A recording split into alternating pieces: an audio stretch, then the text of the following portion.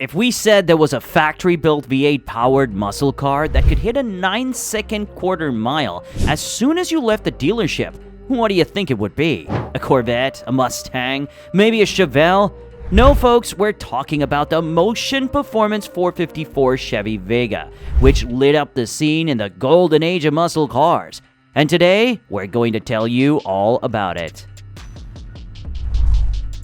Although the popularity of drag racing skyrocketed after the end of the Second World War, it was in the 1970s when the adrenaline rush of racing powerful muscle machines down tight city streets really took over the nation.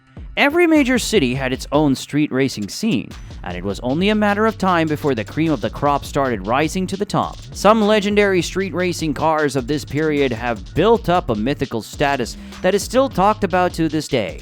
And the Black Ghost Challenger is a prime example of this. It may look like a regular black-on-black 1970 Dodge Challenger RT with a gator grain roof on the surface, but between the years of 1970 and 1975, this car was an urban legend among those who were in the know. In those 5 years, the Black Ghost showed up seemingly out of the darkness that surrounded the Detroit streets, vanquished the competition, embarrassed the police, and disappeared into the night. In 1975, the Black Ghost vanished into the dark for good, and it was only in 2016 that this beast was rediscovered. Just like the Detroit-based Black Ghost Challenger, other muscle machines were making a name for themselves all over the United States. These included everything from Camaros to Firebirds, Mustangs to Cougars, and everything in between. This is where Baldwin Chevrolet and Motion Performance come in. Baldwin-Motion, run by Ed Simonin, his son Gus Simonin, and Dave Bean, was initially a humble dealership specializing in all things Chevrolet, which formed a partnership with Motion Performance, which was a stroke of genius. Baldwin Chevrolet provided the new cars, while Motion Performance offered the unparalleled ability to transform them into fire-breathing street monsters. The process was streamlined and efficient. Customers could walk into either Baldwin Chevrolet or Motion Performance to start the process and get their hands on a brand new high-performance machine. Baldwin Chevrolet handled the new car sale and financing, while Motion Performance took over for the performance modifications. This ensured a smooth experience for the customer, who could trade in their old car, secure financing for a brand new Chevrolet, and have it transformed into a Baldwin-Motion supercar, all under one roof. The beauty of Baldwin-Motion lay in its customizability. Unlike some dealerships that offered standardized performance packages, Baldwin-Motion customized the car for each individual. They offered a comprehensive menu of upgrades, from 3-barrel carburetors and high-rise manifolds to heavy-duty suspensions, scooped hoods, and tire and wheel packages. Gearheads could truly personalize their Baldwin-Motion, selecting the exact level of power and handling mods they wanted. This level of customization extended to the heart of every muscle car, the engine. Baldwin-Motion offered a range of big block engine options, displacing up to a monstrous 482 cubic inches and producing over 500 horsepower. For the truly adventurous, a limited number of cars were built with even more potent bored and stroked 482 Ci big blocks, pushing the boundaries of street-legal performance. While big blocks were the stars of the Baldwin-Motion partnership, they weren't the only option. For a select group of purists, Motion Performance even built a limited number of modified dual 4-barrel Z30 small block green Mini Camaros, catering to the enthusiast who preferred nimbleness over raw power. While Baldwin-Motion was lighting up the performance car scene, Chevy was hard at work on bringing their all-new economy car to market. 1970 saw the debut of the first-generation Vega, and on the surface it was nothing special. Although it looked like a baby Camaro on the outside, Chevy never intended it to be a performance car. The Vega was a commuter car built for the masses through and through, and it showed the moment you lifted up the long hood. The powertrain options included the 140 Ci 2300 and L11 inline-4 engines, neither of which were known for their high power output or turnability. Where the Vega lacked in the power department, it more than made up for it with its front-engined, rear-wheel drive configuration and lightweight chassis.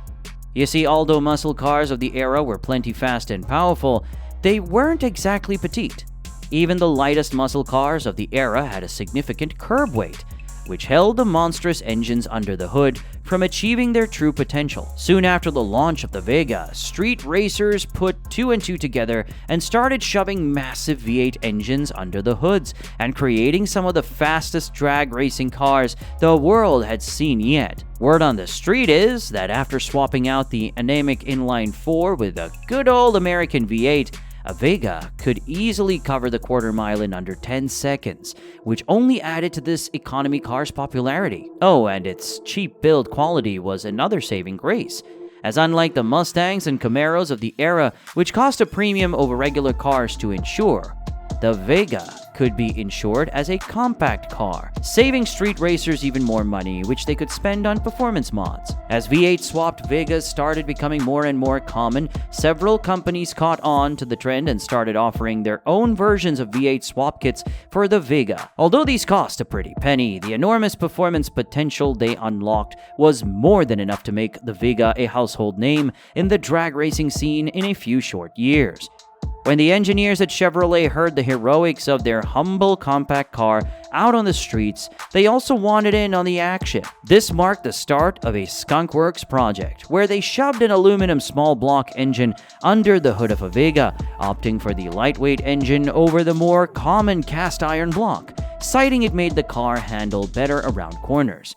While this factory V8 Vega had all the power in the world under the hood, the stock transmission and rear end held it back, limiting the quarter-mile time to around the 13-second mark. Baldwin-Motion also hopped onto the trend of offering V8 kits for the Vegas, but they did things a little differently to the rest of the competition. You see, unlike competitors who only offered the V8 kit itself, Motion offered turnkey V8 swapped Vegas. You could drive off the lot and become a street racing hero on your way home. Think of it as a Hellcat Durango, but in the 1970s. Although a turnkey V8 swapped Vegas sounds cool on paper, it costs a pretty penny to get your hands on one in the first place. The base price for a Motion Vega was around $4,000 in 70s money, which was absurdly more expensive than a brand spanking new Z28 Camaro at the time. But in typical Motion performance fashion, the sky was the limit when it came to the Motion Vega. And if you had the money to spend, nothing could hold you back from achieving godlike status on the streets. $5,000 got you a Phase 3 Motion Vega, equipped with a 370 horsepower LT1 V8 M22 Rock Crusher 4-speed transmission and a built rear end. But the true showstoppers were the fire-breathing 427 and 454 big block-powered machines, with massive engines under the hood and plenty of optional performance goodies, including adjustable Koni shock absorbers, heavy-duty cooling elements, and a shorter prop shaft on offer. These monstrous Vegas looked the part on the outside too, with the signature Motion side stripes, side exit exhaust pipes, massive wheel and tire combos, and new front hoods to accommodate the massive V8s that lay underground. Records say that only 4 454 powered Motion Super Vegas were ever built. But there's the possibility of a yet undiscovered machine rotting away in a barn in rural America. Oh, and did we mention Motion offered all these upgrade options for the Vega wagon too? Just imagine blasting the doors of a Chevelle with an innocent-looking Vega wagon with your dog in the back. That would surely have hurt some egos and feelings. The Motion Performance Vega marked a significant turning point in the street racing scene, showing the world that having a lightweight chassis is just as important as having the most powerful engine under the hood.